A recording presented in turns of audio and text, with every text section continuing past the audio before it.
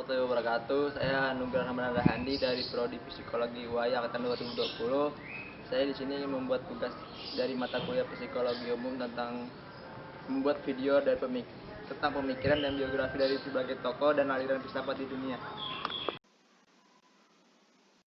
Jadi di presentasi kali ini saya akan mempresentasikan tentang filsafat Eropa, yaitu tokohnya adalah Auguste Comte.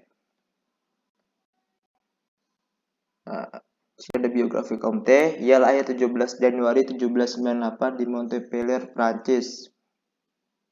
Kemudian ia meninggal pada tanggal 5 September 1857 di umur yang ke-59 di Paris, Prancis.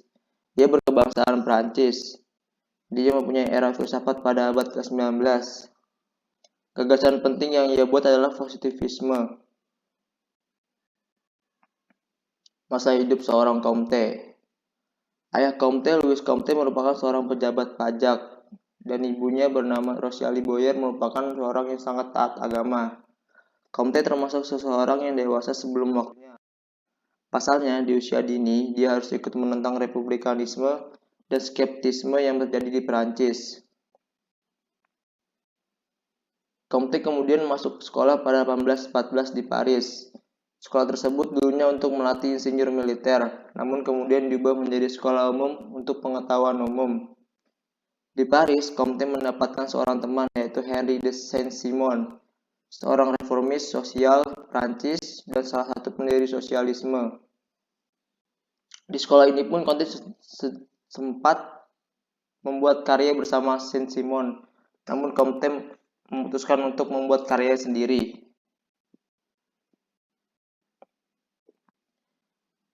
Tahun 1826, Comte mulai melakukan pengenalan ilmu sistem filsafat positif. Bahkan pada 1828 hingga 1829, dirinya berhasil mempublikasikan filosofi positif pada sebuah buku yang berjudul Cours de Philosophie Positive. Ini contoh bukunya seperti ini. Pemikiran dari Comte. Yang pertama ada zaman teologis.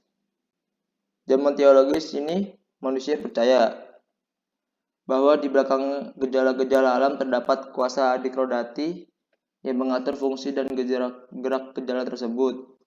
Di sini orang-orang percaya bahwa mereka berada pada tingkatan yang lebih tinggi daripada makhluk-makhluk insan biasa. Pada zaman teologis ini dibagi menjadi tiga, yaitu animisme, politeisme, dan monoteisme. Apa sih ketiga tersebut? Animisme adalah tahap paling primitif karena benda-benda dianggap mempunyai jiwa. Sedangkan politeisme adalah pengembangan dari tahap pertama. Pada tahap ini manusia percaya bahwa dewa yang masing-masing menguasai suatu lapangan tertentu, yaitu dewa laut, dewa gunung, dewa halilintar. Yang ketiga ada monoteisme.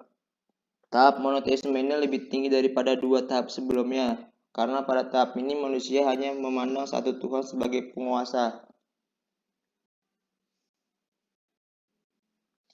Yang kedua ada pada zaman metafisis. Pada zaman ini manusia hanya sebagai tujuan pergeseran dari tahap teologis.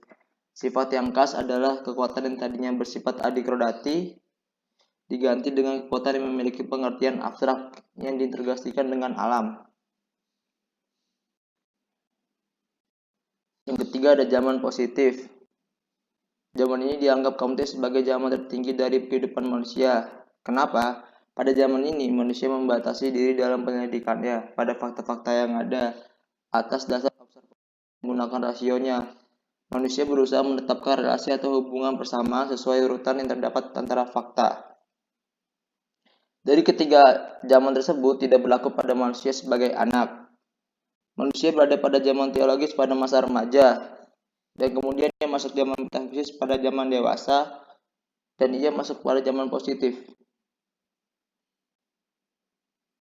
Kesimpulannya adalah, pada abad ke-18, Auguste Comte mengembangkan ilmu sosiologi dengan ilmu filsafat. Tiga tahap yang digunakan oleh Auguste Comte yaitu tahap teologis, tahap metafisik.